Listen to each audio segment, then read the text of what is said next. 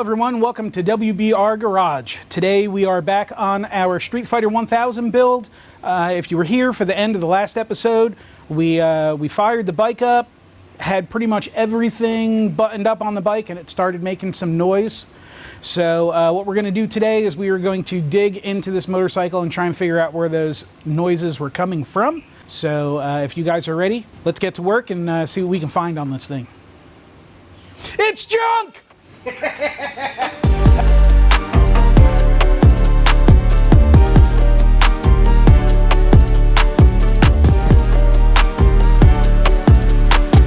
Hello everyone, welcome back to the shop. It is day 32. Unfortunately, there was a day 32. Ending up day 31 when we finished up all the small stuff on our CBR1000 and we started it, we heard some noise inside the engine. So we need to go back through and check our work to make sure that well, honestly, to just try and find where the noises are coming from. I'm going to discuss noises. Engine noises typically aren't a bad thing unless the noises are bad. And that's pretty much where we're at right now. You have to expect a piece of mechanical machinery to make some noise when it's running, but it shouldn't sound like it's doing its own construction. So we're going to get back into this and try and figure out what was tapping in the engine the last time we started it. I've had the weekend to kind of go over in my mind a couple of possibilities where we may be. It's possible that we have skipped timing, and the reason why I say that we may have skipped timing, the cylinder head kit came with a manual cam chain tensioner, which I did not install in the engine. I've had some instances in the past where they've caused more harm, so I was kind of hoping I wouldn't have any issues, and I may still not have any issues with the hydraulic factory tensioner. But my thought process behind it skipping timing is the factory tensioner is oil pressure driven. There is a spring in it as well, but it gets all of its pressure from the oil pressure. So when I was starting this thing, possibly there wasn't enough tension on the tensioner because there wasn't enough oil pressure in the tensioner yet, and it possibly could have skipped a tooth on the timing somewhere. But the noises that are there beyond that may also be that the valve clearances are incorrect. Now, I was very methodical when I put this engine together, but the cylinder head that was sent off and machined, when it came back, it was supposed to have had the valve clearances done, but I did not check them. So those are the two places I'm going to check first. I'm going to check the timing, I'm going to check the valve clearances and see where I'm at from there. Hopefully there'll be no damage inside of the engine from anything, but the only way to find out is to start taking a look. So we're going to get into this thing. I'm going to take off inspection cover on the right side to get to the timing marks, gas tank, whole air box assembly, and spark plugs, valve cover. We got to get in here and expose the cam. So a little bit of work to do. I'm going to stop flapping my gums at you and we're going to get to work.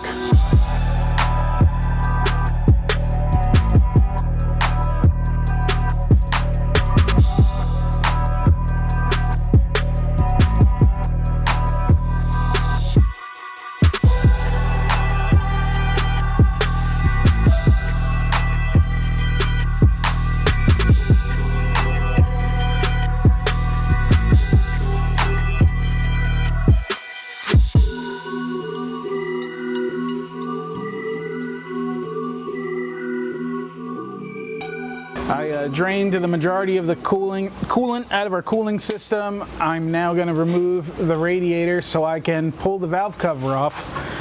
But as I'm looking at everything, the cam gears are on this side of the cylinder head, and that is exactly where the frame rail is, so you cannot see the cam gears to set the timing.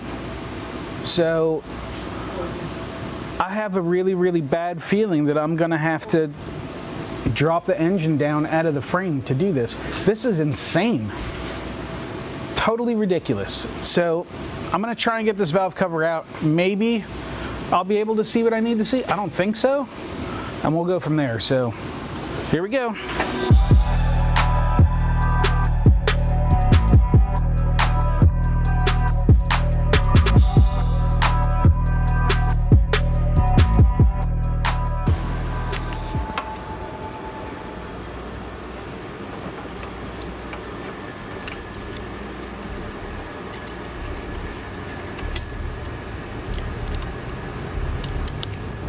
doesn't look like it's going to fit. Are there any other exhausts that are up? I can check. Down, down, down. These are close. Zero clearance on the exhaust cam in the number 2 cylinder, which makes total sense as to why this thing would not run and why it would backfire.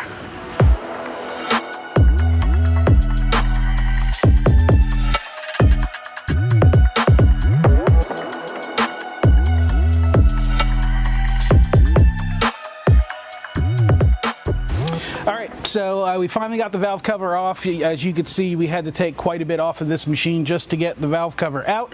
I have the engine set timing top dead center for cylinder number 1, which allows me to check intake valves for 1 and 3 and exhaust valves for 2 and 4. So far what I found, cylinder 1 intake is good, cylinder 3 intake too tight, cylinder 2 exhaust zero clearance. That is horrible. And then number 4, the clearances are good. So the clearances are all over the board on this thing. I'm gonna have to go through, measure each and every cylinder to see where it's at, and then do a bunch of math and figure out what shims we need to put in here. Really wish I would have done this while the engine was on the bench top, and we're gonna continue on from here. I have a really bad feeling that before this is all said and done, the engine's gonna be on the lift. Hopefully it's not the case, but it might be, so let us continue on. There is zero clearance, zero valve clearance on cylinder number 2, intake and exhaust side. Okay. All 4 valves, none of them are seated. So there's no way that this thing would make enough compression to run that cylinder. What is our course of action? What could have happened? Like where? I mean, if the number 2 cylinder that has zero clearance, if the valves opened too far because there wasn't enough clearance between the cam and the valve, when the piston came up, it could hit it. Right. And now we're talking about all the head work that we just had done would be for nothing. Now, I don't think that's the case.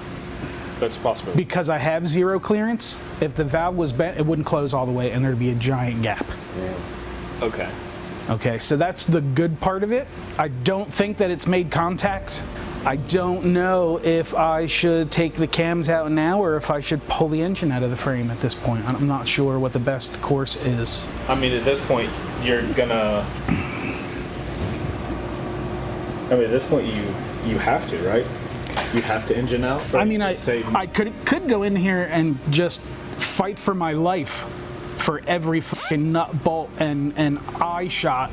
But if you know you got that much work to do, like I just don't know if here's my dilemma. Okay, the time difference of fighting with the cams because I can't see, or taking the engine out, putting it back in again. Yeah, like you got 2 shitty roads. Like what shitty roads? Now you can do this in the frame. You can. Right. It's just super difficult. Where we are currently at right now, I mean, to drop the engine out of the frame, we gotta dismount the chain from the rear sprocket so we can get it off the front sprocket, take the shift linkage off, disconnect a couple of wires, the clutch cable, a couple of electronic connections, and 1, 2, 3, 4 bolts, and the engine comes out.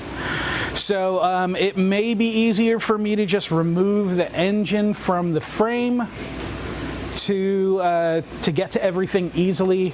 Also, when the engine is out, it's going to move around too. So that's another thing that I have to think about whether I want to deal with that or not. The engine is still full of oil. The engine is still full of coolant. So, well, I mean, not full of coolant, but there's still coolant in all the pockets in the engine. So if I take this thing out and I tip it over, it's going to be spilling fluids everywhere. I'm probably going to have to, if I'm going to take the engine out, I'm going to drain the oil out of it. It seems like a waste of oil. But before I dive into that, I think I need to go outside maybe and clear my head for a few minutes before I dive into this, because I know it's going to be high on the frustration level. So I need to clear myself and be ready for this type of work. So I'm going to take a couple minute break here, get my head straight, and then we'll get back onto pulling the cams out of this thing. It should be interesting. So I've been trying to figure out which is going to be the easiest path to get this all done, and I think that because I have a handful of valves that are of zero clearance, I know that the camshafts are going to have to come out, go in, get remeasured, and then come out, get the right shims, and then go in a final time. To do this twice in a row inside the frame rails is probably not a great idea. It's going to be very, very time consuming to get the camshafts lined up in the engine, behind the frame rail, and cam caps on and everything lined up properly. So I have decided that I am going to pull the engine out of the frame. Unfortunately, that is a fairly large step backwards, but it is going to make this job more definite. I'll have I'll feel much better about it knowing that I can see everything properly. So that's what we're going to do. We're going to get into getting the engine out of the frame. We're going to start with taking off this beautiful exhaust system that I don't want to damage. So we're going to get the exhaust off from the mid pipe, the head pipe, and then we have a bunch of wires, cables, electronic connections that need to come off before we can loosen this thing up and lower it down out of the frame. So let's get to work, everybody. More work to do.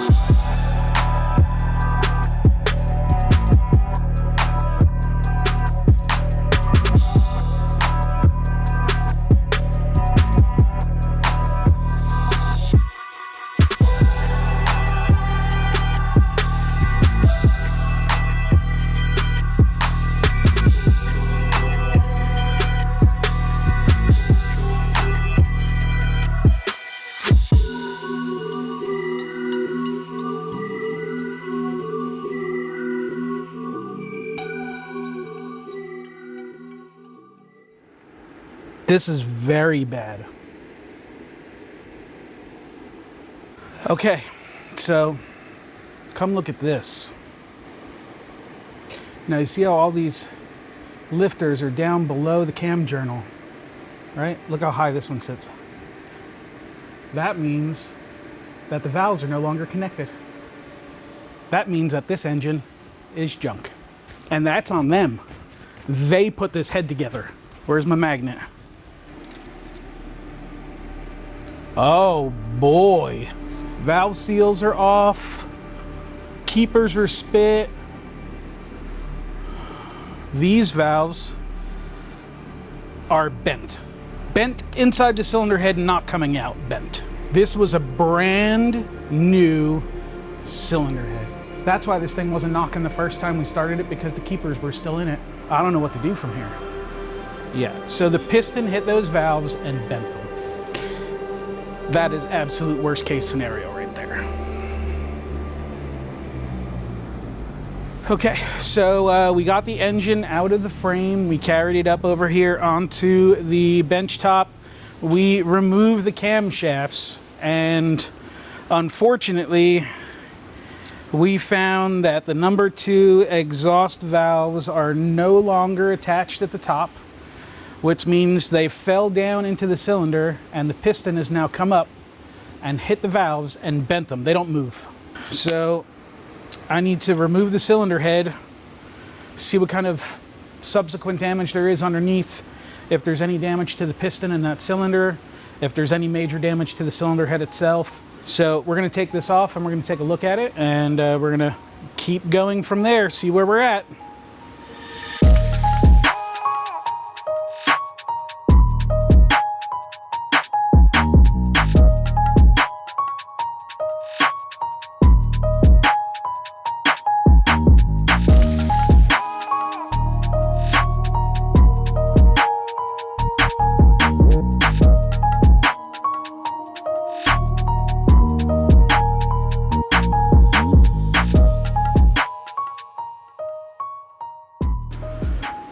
And the piston is junk.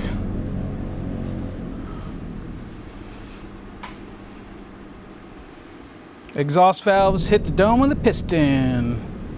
Now, I just want to say out loud, this had nothing to do with me not checking valve clearances. All right, so the only way that those keepers can get spit out like that is if they weren't in all the way to begin with. And then once it spit the keepers, now the valve was hanging lower than it should have been because everything was piled up underneath the lifter, and the piston came up. Man, I'm pretty happy that this thing didn't let go at speed. Okay, so this is where we're at with our engine. Unfortunately, as you can see next to me here, that it is disassembled again. What we have found is that the number 2 cylinder exhaust valves dropped.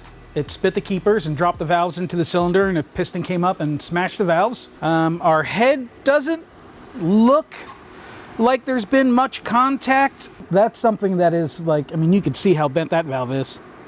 And look how far that thing is open on that side. So, as you can see, these 1, 2, 3 cylinders are a little bit dirtier. They actually fired a few times. This one doesn't really look like it fired a whole lot, did it? So we saw inside the exhaust port also on the cylinder head that it is perfectly clean in here as compared to the other 3. Yeah, we've got some phone calls to make, some emails to send. We obviously need to rectify this situation. Okay.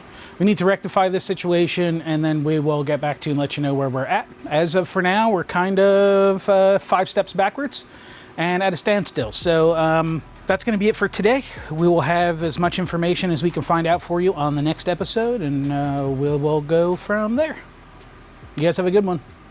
Hopefully better than mine. I mean, I don't even know what to ask you guys on the outro crew. I mean, you made it all the way through the episode. You guys are the best for that. Totally rock. We appreciate you staying until the end. What is there to say at this point? I really wish I could ask you something, you know, kind of cool and fun and get you a response to it, but if you really want, this is the only place where my head is going right now. Outro crew, tell me how upset you would be if you just spent a whole lot of money on having your head rebuilt, and the first time you bolted on and started your engine, it dropped the valve out of it and wrecked a bunch of stuff. Don't forget to put OC in your comments so we know that you've made it to the end of the video and you're our guys. So